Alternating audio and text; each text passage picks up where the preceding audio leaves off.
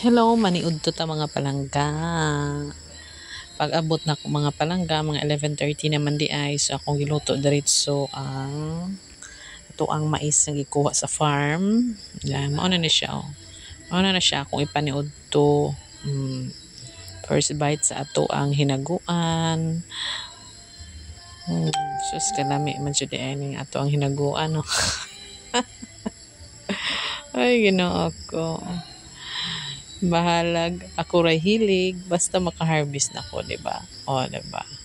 Kakauna po ng mga bata ani kay mag-harvest man ko niya mga anyang palis, mag-harvest ko niyang palis kay para naapod tay makaon, no, di mga palangga. O, ya parisa na to ni og lechon manok. O, what's sa tay rice ron? Mais og lechon manok og kamote sa ato ang kanon. Kay isa ta mag-rice. Okay, di matay harvest. Ato sang ko ano nang ato ang hinaguan. Char. Ay, makalipay ka dyan, no? Basta natay hinaguan, no? Ay, makalipay ka dyan. Kaya sabay di malipay ka mo. Magtanom mo, be. Kanya. Kamuroy tanom-tanom. Petaw, nagsuhol ta mga palangga. Tiyaw baga dyan kita magtanom, no? Naunsa na baga dyan. Nagsuhol. Ay, nagsuhol dyan ta. Kaya di pwedeng kita magtanom. Oy, ginoo. Sos, maunsa na lang ang lawas ni DC nga. Masakiton ra ba na rabay cancer. Magtanom-tanom. So, at tang hinaguan ba? Hinaguan yung kwarta. Lami ka dyan. Itong hinaguan, no? Yan, kamo, magtanom na mo para na amoy makuha, di ba?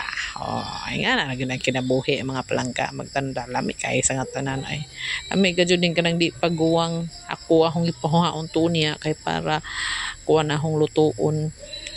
Lutuon para kanon sa mga bata. Ganahan man na sila gingana kay di lang na ko ipaguwang mga mais kay saon man na aho paday ng kuanon nga di man mga unahong mga anak og mais. Mao na naman na lami man day ay pud og iparis na tong mais og lechon manok. Mga unta ninyo. Oy, Diyos ka.